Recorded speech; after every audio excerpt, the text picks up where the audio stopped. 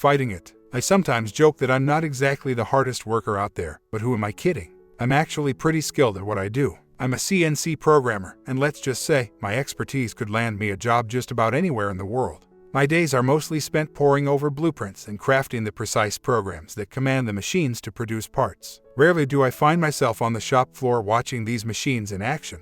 Every now and then, I'll attend a workshop to stay updated on the latest coding techniques or industry innovations. I also collaborate with the production team to refine these programs, making them more efficient and cost-effective. Thanks to my background, my work is straightforward and surprisingly low in stress. I've just hit the big 4-0, and my life mirrors my job and its lack of stress. Residing in South Carolina, close to the coast, I'm living the dream. The climate is ideal, and the community is welcoming. I cherish my lifestyle here. Everything feels right, albeit I'm aware it's all somewhat provisional. If need be, I could pack up my car and set off within an hour. My home is this stunning, albeit rented, house just a short walk from the beach. My job pays well, and within the company, I'm one of 2 programmers. Over the 4 years I've been here, my boss and I have developed a friendship, and he often nudges me towards settling down for good. Maybe in some ways, I already have. I share my home with someone truly special to me, someone I hold in the highest regard.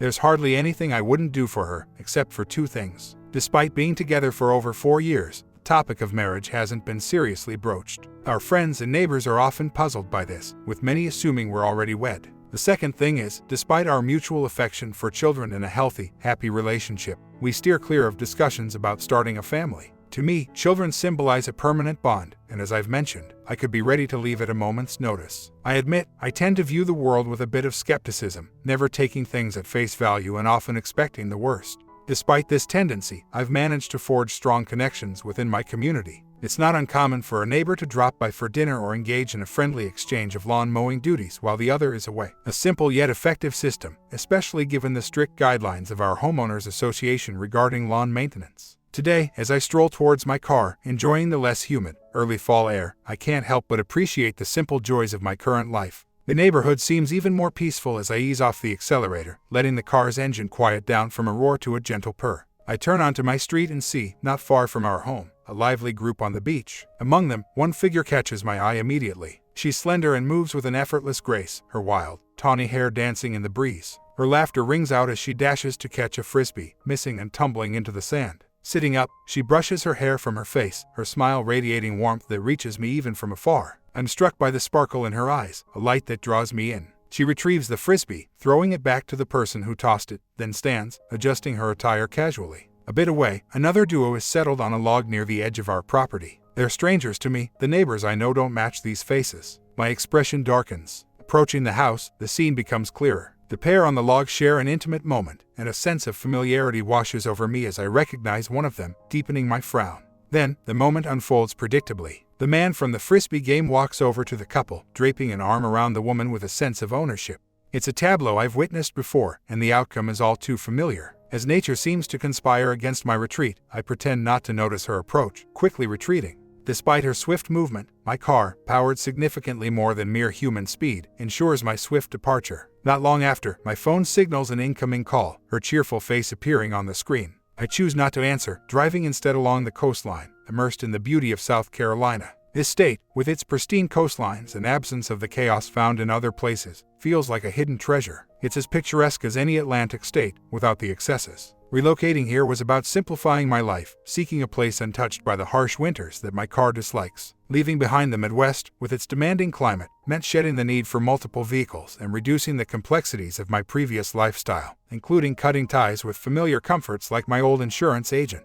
Now, with a more affordable local insurance policy, I'm set no matter where life takes me next, embracing a future unburdened by the past. I arrived at a scenic spot near the beach, a good 10 miles away from home. Taking out my iPad, I searched for a map of the United States, and my mind wandered back to 4 years ago when I stumbled into a quaint bar. A stressed-out waitress, with a hopeful glint in her eyes, approached me, inquiring about my search. "I'm in the mood for gentle lights, a warm breeze, and the soothing drawl of southern accents," I had replied. She glanced around the bar, then back at me with a curious expression, wondering if I was open to an unexpected companion. Georgia, with its inviting coastline, seemed an ideal new haven for me. It was close enough to South Carolina to retain its charms without compromise. As I planned my move, I realized it would be a smoother transition this time with extra space at my disposal. Regrettably, I'd have to part with numerous possessions acquired over the years, a reminder of the folly of attaching too much sentiment to material things. Luck was on my side when I found a store equipped with payphones. I hesitantly dialed home, half expecting her to be preoccupied, either luxuriating in a shower, basking on the deck, or mingling on the beach. With no response, I left a message, a ruse to cover my immediate departure. "Shaz, it's Paul," I began.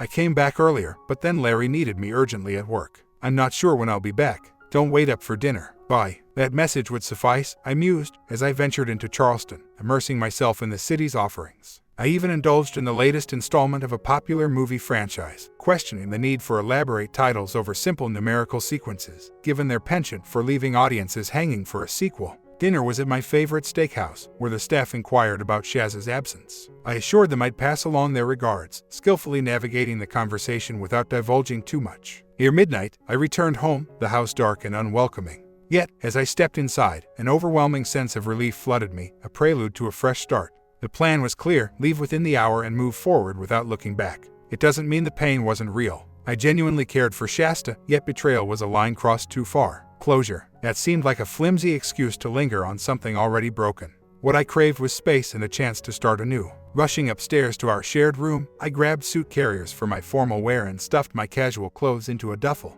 Toiletries. Check. The carriers were carefully folded and placed in the car's trunk, alongside the duffel. A quick sweep of the house later, I had my shoes, tech cables, and gadgets. Checking my watch, it was astonishingly only 30 minutes since I'd started. A swift return for forgotten essentials, and 45 minutes had passed. Standing on the porch, key in hand and moments from leaving, her voice stopped me. "You're leaving something behind, aren't you?" she asked, her voice thick with sorrow. Approaching me from the swing, her face emerged from the shadows into the moonlight, revealing tear-streaked cheeks. She looked at me, evidently seeking some explanation. I tried to keep my resolve. "I've got everything I need. Anything forgotten, I can replace." "And what about me?" she probed. "Shasta, you like it here," I replied. "The rent's paid for the month. I'm sure you'll manage fine." "I must have really messed up," she choked out, recalling the morning's farewell. "You left like you always do, but it felt empty." "That wasn't my intention," I attempted to explain, but her words cut deep. She accused me of hollow words and cowardice, suggesting my actions belied my words. "Shasta, I started, but words failed me." "Shasta, is it?" she asked with a sharp edge. 12 hours ago, you were Shaz, and you were half joking about us playing hooky in your office after I brought you lunch. 4 hours later, you were here in the driveway and then gone again. 30 minutes after that, you called, leaving a message that turned out to be your first dishonest moment with me. Make that the second. When was the first? I inquired. "When you said we had a future," she replied bitterly. "You're quite convincing, you know. I actually believed you. Then I spent 7 long hours waiting, worrying, and hoping everything was all right. I've seen it before. A man overwhelmed by personal issues, making drastic decisions in the dead of night, leaving everything behind. I couldn't figure out why you'd do such a thing, but I was certain we'd overcome it together. I thought as long as we had each other, we'd be fine," she continued. "But then, I realized you weren't coming back for me, not even so I could pack. I sat here in the dark, wanting to savor the memories of this porch one last time. We both love this place, don't we? Can you remember how many times we—" She paused, our eyes locking in the moonlight. "God, how naive I've been," she burst out. There I was, thinking we were in this together, facing the future side by side, sharing dreams and maybe one day starting a family. But now, it's clear. It wasn't about escaping something or being cautious because of your past. It's about not wanting me. I was just a temporary fixture in your life, wasn't I? And now, we've hit the expiry date of us." Her tears flowed even more freely. "Shasta, that's not it at all," I said, feeling my own heart crack. "You have no idea how much this is hurting me. Why are you calling me that?" she yelled. "To everyone else, I'm Shasta, but to you, I've always been Shaz. Going back to Shasta. It's like you're distancing yourself because I've upset you, and I can't bear the thought. Do you realize how deeply this affects me?" she asked, her voice breaking. "If I woke up to find you truly gone, it would be devastating." "I think you're blowing this out of proportion," I replied. "Then you really don't understand me at all," she retorted fiercely. "You haven't seen the depth of what I feel." My words trailed off, unsure of how to address her. "I'm aware of everything about you," I confessed. "Do you realize you're the very essence of my existence, that I'd be utterly lost without you?" She responded. "Did you know that from the moment we left the place you found me, every single day has felt like a blessing? That I'd prefer to spend my days doing mundane tasks like yard work with you over any thrilling or fancy activity? And it's the lazy days I treasure the most. The days when we can barely bring ourselves to leave the bed except for necessities. Those moments when we're too relaxed to bother with anything, and you just look at me, sharing all the little things you enjoy or claim to enjoy, while we're enveloped in our own world. But it's our world. She began to tear up and reached out for me. I set aside my bag and wrapped my arms around her. We found solace on the porch swing, holding each other until her tears subsided. Paul, what went wrong? She inquired after some time. Please, I need to know. Just give me another chance, and I promise I won't make the same mistake. You're a young woman, I replied. Perhaps it's time for you to find a new path. I'm 30, she countered. And you're 40. We blend into the crowd. So what sparked this? And I want the truth. Don't feed me any excuses about work. I went to your workplace to keep you company during those late hours, and you weren't there. I didn't think that through, I admitted. Why would you have to? She questioned. Why would you need schemes to deceive me? If you're seeking something from me, or if there's something you wish I'd do or allow, why not simply ask? I've given you my heart. I'd do anything for you. Now, answer me. What did I do? I remained silent. Today began as an odd one, she continued. I discovered I didn't have to work. So, I decided to bring lunch to my sweetheart.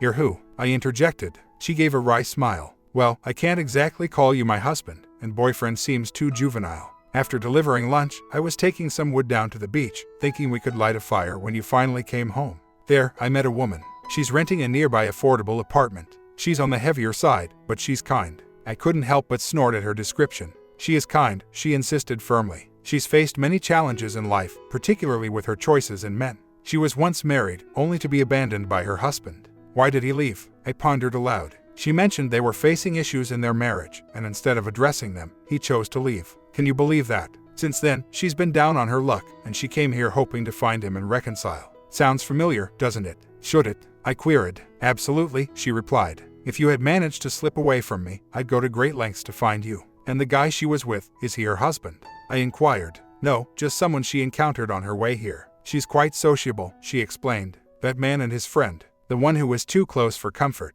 I interjected. Her eyes widened. Oh no, she stammered. It's not what you think. He just casually put his arm around me and I corrected him immediately. I explained I was spoken for and made it clear they weren't welcome if they couldn't respect that. I would never betray you, I love you. You do believe me, right? I'll have Michelle confirm it. He backed off the moment I objected. We were merely playing frisbee. I couldn't betray you. She was clearly distressed, and I began to think I might have been too quick to judge. All right, I believe you, I conceded. No, I need Michelle to verify it for you, she insisted. I know how you feel. I don't need to talk to Michelle, I replied. I trust you much more than her, and frankly, you shouldn't trust her much either. Why not? She questioned. Because she's been feeding you falsehoods, I said sharply. She drew me closer on the porch swing, holding my hand. How can you be sure she was lying? She asked. I agree it's odd she'd kiss someone she just met if she's really trying to find her husband. But maybe. There are no maybes, I interrupted. If we were to part ways and you were seeking me, like you said you would. Trust me, Paul, she reassured me. There's no way I'm letting you go for any reason. I'm not about to make a foolish mistake and lose you. But, let's say we had a little mix-up, I started. Kind of like the one earlier today, she interjected. I nodded in agreement. If you were out supposedly trying to find me, wanting us to patch things up, would it make sense for you to be out there, sharing kisses and who knows what with every person you bumped into on the beach? I questioned. You have a point, she conceded, giving my hand a gentle squeeze. I just thought she was being nice. I'm certain I do, I countered. And just to be clear, no one's looking for a partner who's overly nice to everyone. Sure, we might have a laugh with them, enjoy their company, but that's where it ends. They typically end up with someone from outside their usual circle who wasn't aware of their niceness. Moreover, I continued, as she cozied up next to me on the swing, putting her feet up. Michelle isn't just being nice, she's not someone you'd trust. Shasta looked at me sharply. Even in the dim light of the moon, I could see her eyes widen. You know her, don't you? She inquired. Do you recall the person she's searching for? I asked, and she nodded, her hair cascading beautifully around her shoulders, a sight that always captivated me. Do you remember the loser, as you called him, who left her? I continued. That's me. No, it can't be, she protested, hugging my arm tighter and nestling closer to my side. You're joking, Paul. I straightened up, gently straightening her as well. Her full name is Michelle Holly Williams, I revealed. We're the same age, grew up just a couple of houses apart in Grayling, Michigan. We got married after I finished college. 14 years of marriage. We stayed in Grayling, and I commuted to Saginaw for work every day. That commute was nearly 2 hours each way. I left at 5 in the morning to make it by 7 and would return around 5 or 5:30, depending on traffic. The drive was a bit over 100 miles each way. I'd suggested moving closer to work a few times, but Michelle always wanted to stay close to our friends. I can't believe it took me 14 years to see just how nice Michelle really was. Sure, there were a few incidents, a drunken kiss here, an inappropriate touch there, but I genuinely believed we had something special. That belief held until the day I came home early due to a power outage at work. Driving into my driveway, I walked into my house only to find a neighbor sitting in my living room, looking incredibly uneasy. The first thing that hit me when I walked into my bedroom was the sight of Michelle airing out the room and tidying up her things. I couldn't help but wonder what I would have stumbled upon if my car wasn't so loud. Steve had just left, and Michelle's eyes were full of questions when she saw me. She wondered why I was back so early, and I mentioned the power outage. In the middle of our conversation, another neighbor, Jim, dropped by, looking just as surprised to see me. He came to borrow our lawnmower, and I directed him to the shed. Michelle didn't take kindly to that. Why do we always have to lend out our things? Jim's never going to buy his own mower if he can just use ours all the time, she complained. I only lend things that aren't a big deal, I tried to reassure her. Michelle went on to prepare dinner, and afterwards, I went out for a run. We ended the evening by the lake, watching the stars. I asked her if she was truly happy with our life together, and she assured me she was, sealing it with a kiss. It seemed she was hinting at more, given our history by the lake. She even hinted that it might be time for us to think about starting a family. Pretending to be exhausted, I sidestepped the moment.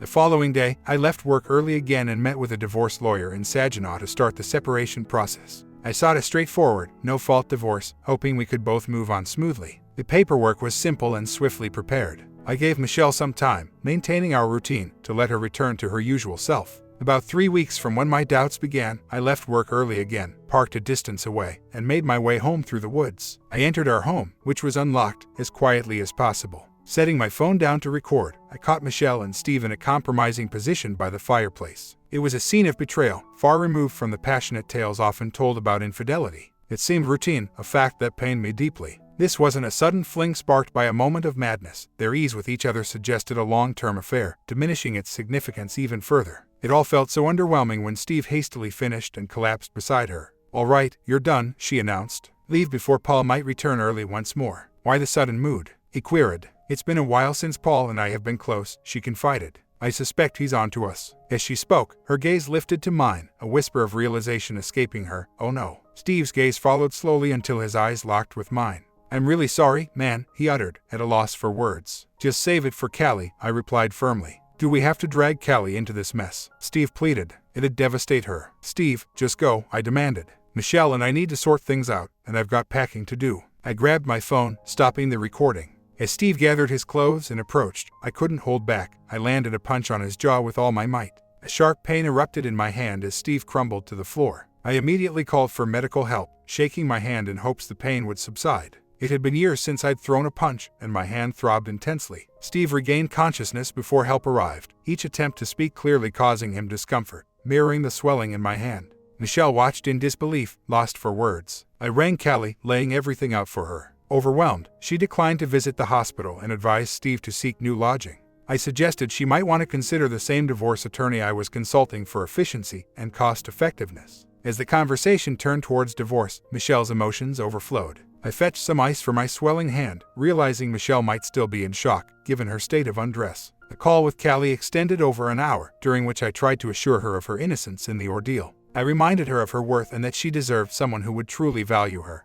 By the end of our conversation, a sense of mutual understanding and slightly uplifted spirits emerged between us. Michelle attempted an apology, but I was far from ready to entertain her words or offer my own. I stepped out to my car, retrieving a folder containing divorce papers, and presented them to her, suggesting she sign them. Her reaction was one of disbelief. "Paul, you can't mean this," she protested. "This is a first-time mistake. After 14 years together, you can't just discard everything we have over a single error. I know you're upset, but you're not seeing things clearly. We love each other. We've discussed starting a family. We can move past this. Everyone deserves a chance to make things right." "Michelle, enough with the falsehoods," I retorted sharply. "This wasn't a one-time slip, it's been ongoing. Your carelessness revealed the truth. I've been aware for weeks, ever since that night I returned early. I stayed silent, waiting for you to slip up again. You even admitted to Steve that you suspected my awareness, given my distant behavior. You've known for a month," she inquired, tears welling up as I confirmed. "Why didn't you confront me sooner? Our intimacy suffered because of this silence. You should have spoken up so we could address it. I've been tormented by guilt, yet not guilty enough to stop, right?" I pointed out. She could only respond with silence and tears. I chose to remain silent because I refused to invest in what no longer holds value to me. Following our exchange, I left, seeking solitude and a peaceful meal in town. There, I overheard friends discussing gossip about Steve, evidence that word of the situation was already circulating. Upon returning home, Michelle and her parents awaited me, alongside our local minister, aiming to discuss the preservation of our marriage. I couldn't help but react with disbelief to their intervention. Her father immediately addressed me, emphasizing their purpose there. The Reverend proposed a moment of prayer, a suggestion I dismissed with skepticism, recognizing it as a psychological strategy to neutralize the tension. Declining the offer, I questioned their presence directly, uninterested in participating in their planned reconciliation. Mr. and Mrs. Williams mentioned you and Michelle were facing some challenges in your marriage. They believe that through spiritual guidance, you both could find your way back to a happy marriage. I simply responded with a nope and proceeded to the bedroom to begin packing my things. Son, what do you mean by nope? He inquired. Michelle and her parents were stunned. This was not unfolding as they had anticipated. As I began to clear out my drawers, her father reached his limit. Paul, can you please stop and afford us the courtesy of sitting down to discuss this like adults? He implored. I set down my pile of clothes on the suitcase and sat on the bed. I glanced at Michelle, then at her parents, saving the Reverend for last. I'll give you 5 minutes, I stated, my tone icy. We've been married for 14 years, my mother-in-law interjected. Surely, I'm reminded of a film called Gone in 60 Seconds, I began. In it, the protagonist was adept at stealing cars in under a minute, regardless of their security. My goal is somewhat similar, to leave this chapter of my life behind as swiftly as I can. While I can't do it in 60 seconds, I will in 60 minutes. I've supported and cherished your daughter for 14 years. That ended 3 weeks ago when I discovered her betrayal. The gasps from Michelle's parents indicated they were unaware of the full extent. The atmosphere was telling, and I encountered one of my supposed friends in the living room acting as if he'd just stopped by. Michelle was frantic, trying to air out the bedroom. I stayed silent then, lacking concrete evidence. But today, I caught her off guard by returning home early. I showed them the video on my phone. This is what I was greeted with upon my arrival, I explained. Michelle's mother turned away, unable to watch. Her father was livid, feeling deceived after attempting to protect his daughter. The Reverend suggested I turn off the video. The issue here isn't about who's to blame, he said.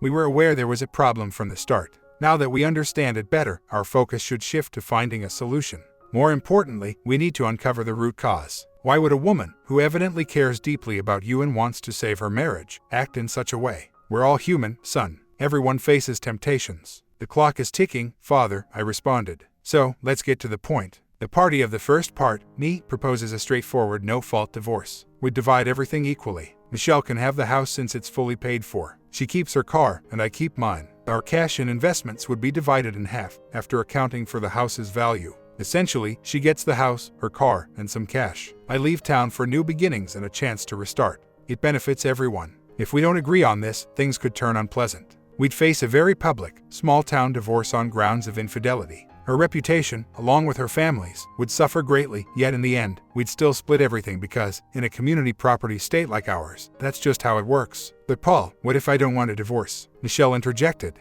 What if I still love you and want to remain married? Then you shouldn't have been unfaithful, I retorted. This isn't what I wanted, Michelle said, frustration evident as she signed the papers. I'll give you some time. I know I was wrong and I hurt you. But I love you, Paul, and I intend to win you back. As soon as Michelle handed back the signed papers, she attempted to discuss a fresh start, perhaps even dating again to rekindle what we had. I couldn't help but laugh, noting the time since I'd started to pack. Her parents appeared distraught in front of me, and even the Reverend offered a prayer for me. His words followed me as I left, the roar of my car's engine marking my departure. In less than an hour, I was on the road to a new life, never looking back. I kept tabs on the town and Michelle for a while. Steve's life took a downturn, ending up without a home. As for Michelle, after a brief period of sadness, she threw herself into a whirlwind of social activities. It took her some time, but eventually, she went through all the money. Her reputation in town took a hit, and while some sought her company by night, by day, they avoided her. Eventually, I lost track of her story. You know, I didn't need any updates on her life. About 2 years back, I reached a point where my focus shifted entirely. My life was about the present and the future. Barely a month after leaving Michigan for the South, I walked into a bar in Tennessee, and everything changed. I entered feeling down and wary of the world. When I left, I was still feeling low but had a flicker of hope. Since then, I've never dwelled on the past, I shared. Well, Shasta chimed in, what sparked this shift in your life? Her eyes widened with curiosity, and she flashed a knowing smile. She was aware that was the moment I met her. Perhaps you should trust her a bit more. Whoever she is, it's possible she shares your feelings. Now that she's aware of your past, she might understand your fears. But I must tell you, Paul, you really upset her today. Hypothetically speaking, in the 4 years you've been together, she's never even considered being unfaithful. No reckless moments on her part. Had you observed more closely, you'd have noticed her discomfort with unwanted attention. His touch was unwelcome, to say the least, she said, her gaze filled with empathy. It deeply wounded her that you could dismiss the past 4 years and her future with the man she loves without letting her explain. And she wonders why you ended things with Michelle so abruptly without a discussion. Weren't you curious about her reasons? No, I replied sharply. The reasons don't matter. What matters is the betrayal. It's like breaking a contract, rendering it void. The explanations are irrelevant. Perhaps it would have comforted her to share her side, but that changes nothing for me. Once the trust was broken, that was it. I've seen countless stories, heard every excuse, but none changed the facts. We ended things, and that's final. You seem to hold a lot of resentment towards her, she noted. Perhaps finding closure would help. I don't need closure, I said with a smile. I hadn't spared her a thought until that chance encounter. She's out of my life, and her motivations are inconsequential. She's not someone I can rely on. Shall we head inside now? She asked. Or are you leaving? I smiled at her, pondering my true feelings and the mistake I nearly made. Standing up, I reached for her hand. Oh, she teased. Carry me. I let my bag fall to the floor and lifted her with ease. Shasta was light as a feather in my arms, and I carried her through the door of our home, nudging it shut with a foot. We ascended the stairs together, and I gently set her down on the bed. Help me out of these, she whispered, sitting up and stretching her arms high. I carefully removed her t-shirt, leaving her in her undergarments. Then, I slid her shorts down her toned legs, and felt a flutter of excitement. Something's off with your pants, she teased, eyeing the fit. Looks a bit snug. Cut it out, Shaz, I retorted. She playfully resisted as I reached to continue, closing her legs. What's the plan? She inquired with a coy look. I hesitated, turning away. Where are you off to, Paul? She probed. Thought I'd grab a snack, I replied. She gave me a sly smile. I've got a snack for you, she quipped. I wouldn't have guessed, I played along. You seem pretty fond of what you're wearing. She teased back, a challenge in her smile. It's all yours, anytime, anywhere. But I'm keeping these, she said, referring to her undergarments. In a swift motion, I moved across the room, playfully wresting the fabric from her, which tore in the process. Her expression was one of mock surprise. Smiling, I took her foot in my hand, removing the small sock and began to massage her foot gently. Is this a foot massage? She asked, surprised. I nodded, and her excitement was palpable.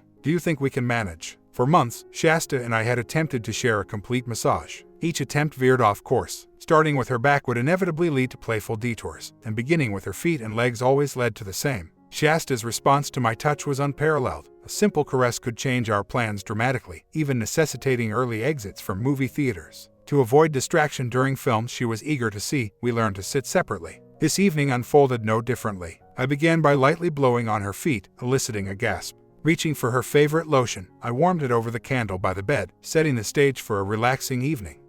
Warming the lotion. That's hardly fair, she playfully protested, hinting at the indulgent night ahead. I applied lotion to her feet with a gentle touch, massaging it in slowly, paying attention to every detail. Her feet were delicate, and as I attended to them, her laughter filled the room, a sign of her enjoyment and the ticklish sensation. Her legs quivered slightly, a testament to the relaxing effect of the massage. What are you thinking? She asked, her voice a soft murmur. I'm not sure, I replied with a playful grin, holding her gaze as she reached out for me. Gently, I encouraged her to lie back and relax as I continued my ministrations. I massaged her legs, starting from the ankles and working my way up, careful and thorough. With each stroke, her contented sighs filled the room. Then, I continued to apply lotion, this time to her calves, eliciting a soft "oh" from her. The care I took was meticulous, ensuring every part of her legs felt the soothing touch. As I worked my way up, I teased her, stopping just short of crossing any boundaries, and she looked at me, a playful challenge in her eyes. Discarding my shirt, I focused on her, starting from her stomach with gentle kisses that promised comfort and affection, working my way up. You missed a spot, she teased, her words a playful taunt. Our laughter mingled as she playfully nudged me, her actions light and full of mirth. She then took a moment to express her affection more intensely, with kisses that spoke volumes of the connection we shared. Finding ourselves in a closer embrace, the warmth and closeness between us grew. Is everything okay? I asked, humor light in my tone. Her laughter was the answer, light and teasing. You know how it is with your comforting touches, she replied, the lightness between us making everything feel right. In that moment, our connection deepened, the laughter and playful banter a testament to our bond. I love this, I whispered, the sincerity in my voice clear. And that's why we're here, she responded, her words a gentle reminder of the comfort and joy we found in each other's company. As we continued to share this time together, every laugh, every touch, brought us closer, making the moment special and unforgettable. I desire you, she whispered urgently. Before her words fully reached me, I embraced her gently, guiding her to lie back. Carefully and tenderly, I drew closer to her, moving in a rhythm that was both soft and deliberate. That's perfect, she encouraged. More, please. I responded to her request, increasing our pace, guided by her enthusiastic encouragement. her arms wrapped around me, caressing my back, while her legs entwined with mine, anchoring us together. Her movements matched mine, every motion more intense than the last, our shared tempo escalating. "Paul, I can't hold back," she breathed out, a note of desperation in her voice. "Please." The intensity of our connection grew, our bodies slick with the effort, the sensation overwhelming. I could feel her response, a rhythmic contraction that seemed to draw me in deeper. Her movements became less coordinated, more fervent, as if trying to bring me closer still. And then, a moment of release, her expression one of serene fulfillment.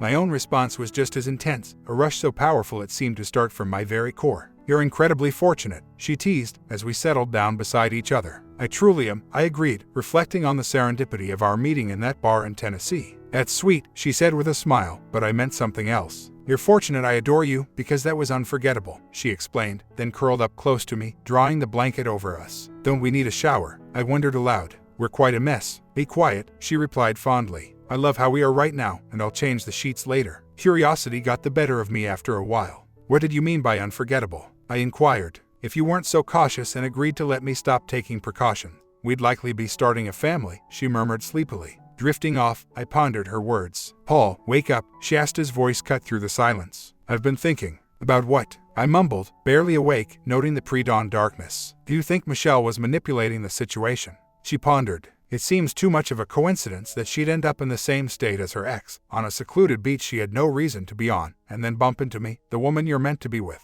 It's all too convenient. Her question lingered in the air as I tried to make sense of the night's revelation and the complexities of past relationships intersecting with our present. "You think?" I responded. "Don't fret about it. We've moved on. We're divorced. She has no influence over me or you." "But what was her aim?" Shaz inquired. "Did she expect me to share you with her? Or was I just an afterthought to her? Did she actually believe I'd stand by and watch her attempt to win you over without taking action?" "Shaz, drop it," I urged. "I love you. She's irrelevant." Shasta sat there on the bed, looking shocked. For a moment, I worried she was in distress. I tried to drift back to sleep. "What did you say?" she questioned. "I said she's irrelevant," I muttered. "No, before that," she pressed with a smirk. "Did you say you love me?" "Don't make a fuss," I replied. "You've never said that before," she noted, her voice rising. "I mean, I always tell you I love you, and I say you love me, but you've never said it yourself." "Say it again." "I take it back," I joked. She leaned in, peppering kisses across my face until she reached my cheeks. "Yuck," she exclaimed. "What is that on your face? Feels like sandpaper. Go shave and then come back to bed so I can continue where I left off." We ended up taking an exceptionally early shower that lasted far longer than usual. "Paul," Shasta said abruptly, "I'm envious of her. Trust me, darling, you wouldn't want anything of hers. You're perfect as you are. And honestly, her attributes don't even suit her, let alone a majestic creature," I said, sipping my coffee. "I'm just so annoyed by her," Shasta admitted. "Shaz, I had no idea you were into such competition," I teased. "Laugh all you want," she said with a heavy tone. "But she acts as if I'm invisible. It's like she believes she can just walk into our lives, push me aside, and take you back." That day, as I left for work, Shasta called me numerous times. When I returned, she was practically vibrating with excitement. "Guess who's joining us for dinner tonight?" she said, barely containing herself. "Sydney Poitier." I joked. "Who's that?" She frowned. "No, it's Michelle, your scheming ex. And she's up to her old tricks." I just stared at her. "Why are we even talking about this?" I started. "She hasn't even told me who she is or that she knows you," Shasta continued. So, I stirred the pot a little. I invited her over and we enjoyed some snacks outside. Made sure Dana could see us too. "You can check with her. It was just me and Michelle. I know you've been feeling protective since you confessed your feelings for me." I thought I retracted that confession, I interrupted. "Not a chance," she countered. TPP. I was confused. "Not P cubed," she laughed. "You know how much I dislike math. PPP stands for me, and your personal private partner. So, I'm PPP too, in a way." I asked. "Personal private partner, correct? Proud potential parent," she grinned. "Once you're ready, we might start thinking about a family." "What does any of this have to do with Michelle?" I questioned. "That will become clear after dinner," she grinned. "We'll need to do some shopping once she's gone." An hour later, Michelle arrived. Shasta welcomed her, and while I was busy working out and catching up on the news, I walked into the living room to find Shasta and Michelle sitting together. I acted as if I didn't recognize Michelle at first, then looked away. "Paul, darling, don't be impolite," Shasta chided. "Michelle is a friend." "Shasta," I said, laying it on thick. "Michelle is my ex-wife." Shaz looked completely taken aback. I had no idea," she stammered, her expression convincingly distressed. "I was clueless too," Michelle chimed in, though her attempt at sincerity fell short. "I mean, what are the odds?" "You're looking well, Paul," she remarked, approaching me. "And you've changed," I observed. "You're still holding on to that resentment, aren't you?" She probed. You've got a nice place here and someone who adores you. Why not let the old grievances go? Forget about them. Forgetting the past. I started to argue. Actually, I'm not keen on forgetting either, she interrupted. But, since we're all here, there are things I need to say, things to clear the air about. We never really discussed my actions. Maybe, in addition to unburdening myself, it could teach Shayna something. It's Shasta, Shaz corrected sharply. As we gathered at the table and Shaz served the meal, Michelle began her confession. You know I loved you, she started. And you loved me. You bent over backwards to give me everything I desired. Yet, it seems it was never sufficient. I remarked. It was more than sufficient, she insisted. If I could turn back time, I would never repeat that error. The issue was partly the environment we lived in, and partly my own doing. Everything was too tranquil, too dull. You had your job, Paul, with its challenges and obligations. I was left at home, waiting for your return to give my day meaning. Occasionally, someone would visit. Steve, who was also unemployed, became a frequent visitor. Our trouble didn't start until about a year before you found out. It wasn't a long-term deceit. Remember the 4th of July incident? That's when things began to change. After you defended me that day and went back to work still upset, Steve came by under the pretense of returning something. That's when we started talking, and eventually, one thing led to another. So those are the charms that had Ralph losing his lunch, he chuckled. Makes me wonder if Paul would suddenly show up if I gave them a casual touch too. Before I knew it, he was playfully touching me, I recounted. And we both just looked at each other, dumbfounded. It was supposed to be a joke. Steve seemed lost without Kelly, and honestly, my life felt empty without you too. That was the spark. But it took weeks before anything more happened. I knew it wasn't right, but the thrill that someone else desired me enough to risk it all was intoxicating. And as I told you, life had been monotonous. I'd been feeling down about myself, so it was somewhat reassuring to feel wanted by someone other than you. When it finally happened, it was thrilling, but only because it was someone new. You were the only one I'd ever been with, so it felt novel. However, that excitement faded quickly, yet it was still better than loneliness and daytime TV. If I had any inkling it would cost me our marriage, I'd have never gone through with it. I often wondered, what if you found out? I was convinced you'd forgive me. Paul, you always said you loved me and would do anything for me. I truly believed you'd give me another chance. Otherwise, I would have fought harder. Even after the paperwork, I said I'd come back for you. I never imagined I'd be too late, and you'd have moved on. After you left, I was lost, not knowing how to be without you. And then realizing you left me the house, which felt like a consolation prize. My lawyer later told me you took care of the finances so cleverly that you ended up with more liquidity. That first year, I squandered what we, or rather you, had saved, hoping maybe that would bring you back. But it didn't. In my attempts to find someone new, I met many men. They used me and drank my liquor, none taking me seriously. I was never someone to be seen with in public, becoming a joke of the town. Then, financial reality hit. I was burning through our savings without a thought. Without your pragmatism, I neglected essentials like car insurance and property taxes. Getting caught driving under the influence was a wake-up call, especially when I discovered the insurance had lapsed. Then came the tax bill for the house you left me, leading to a tax auction I was woefully unprepared for. I was in over my head, unable to secure any funds without selling the house, which I couldn't do without settling the taxes. In the end, the county auctioned off the house, and the new owner wouldn't even consider letting me rent it. I found myself in a dire situation, with no easy way out. I'd exhausted the bank account and couldn't even sell the house to settle my debts. It was a harsh lesson in responsibility and the consequences of my actions. The house was sold, leaving me with nowhere to turn. The new owner was adamant about not letting me lease it back. Callie never found it in her heart to forgive Steve either. Following your advice, she patiently searched until she found someone who treated her with the respect she deserved. Neither of them would even acknowledge my existence after that. They discovered Steve's fate last winter. He perished from the cold in an abandoned cabin on the outskirts of town, undiscovered for months. That was a wake-up call for me. I didn't want to meet the same end. So, I borrowed money from my parents and tracked you down here, after hearing that you worked at the plant nearby. Arriving here only to find you've moved on and remarried was not what I expected. It was nice to see you, Paul, but it seems I should head back north. Perhaps my parents will offer me shelter for a bit. That's quite the tale, I responded. Take care. Before she left, she had one last thing to say. Sasha, never betray Paul. He won't forgive you. I won't, Shaz assured her. He's all I need. After escorting her to the door, Shasta and I spent the evening in laughter and enjoying each other's company by our fireplace, forgetting all about our shopping plans. Paul, there's a party we need to attend this weekend, Shasta mentioned the next day. I was puzzled. Michelle has invited us to her farewell party, she explained.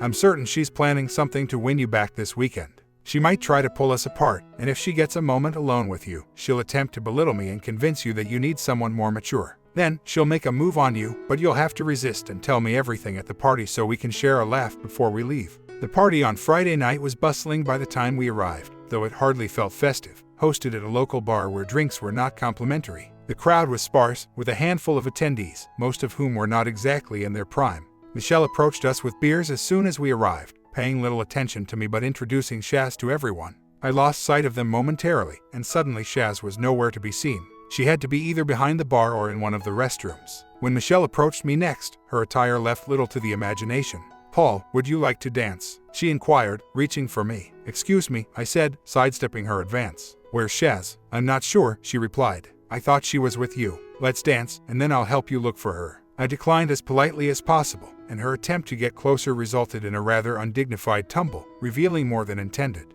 It was clear she had made some questionable fashion choices that evening. I glanced towards the ladies' room, finding it deserted, then noticed a man blocking the men's room entrance. "It's occupied," he informed me. I acknowledged with a nod, feigning departure, only to whirl around and confront him with a forceful stomp on his foot, hearing a crunch. His cry was cut short as my drink made contact with his head, sending him to the ground. Bursting into the room, I found Shasta cornered by 3 individuals, her protests ignored as they menacingly closed in. "When will she be subdued?" one queried, revealing a sinister plan orchestrated by Michelle to discredit Shasta. "It'll take more than you've got," I countered, their confusion my cue. I called for help, signaling the bar's staff to action. The bartender, armed with resolve and a bat, quickly assessed the situation. As we confronted the assailants, detailing their vile intentions to drug and exploit Shasta at Michelle's behest, reinforcements arrived. The plot unraveled further when Michelle was apprehended attempting to flee. At the police station, the truth emerged. Michelle's scheme, driven by jealousy and malice, sought to tarnish Shasta's reputation through coercion and deceit. The culprits faced their sentences, a brief stint for the accomplices, while Michelle earned a lengthier stay behind bars, her freedom exchanged for confinement. In the aftermath, life took a hopeful turn. Shasta, with a playful challenge, hinted at a deeper commitment. "Let's not wait," she urged, envisioning a future sealed with a symbol of our bond. The day unfolded with promise, our affection and intentions culminating in a shared resolve to unite our paths. "Crap," she exclaimed, springing up from the bed with sudden urgency. "I nearly missed something important." She rummaged through the drawer, retrieving a box of her personal health items, and decisively tossed it into the bin. "Now, where did we leave off?" she asked, with a mischievous grin. That moment led me to a long chat with Larry, and soon after, we made the decision to purchase the home we'd been living in. Fast forward 5 years, our family has grown to include 3 wonderful children and a loyal dog, and our lives are filled with joy. Meanwhile, Michelle faced the consequences of her actions and remains away from us. I've come to realize that escaping the life I've built over these years would be unthinkable, not in 60 days, much less 60 minutes. And truth be told, I wouldn't have it any other way. My comment, all the time about women saying to their husbands, "But you said you'd do anything for me, so give me a second chance." Well, that is why every man should take this advice. Never say anything without qualifying it with the word reasonable.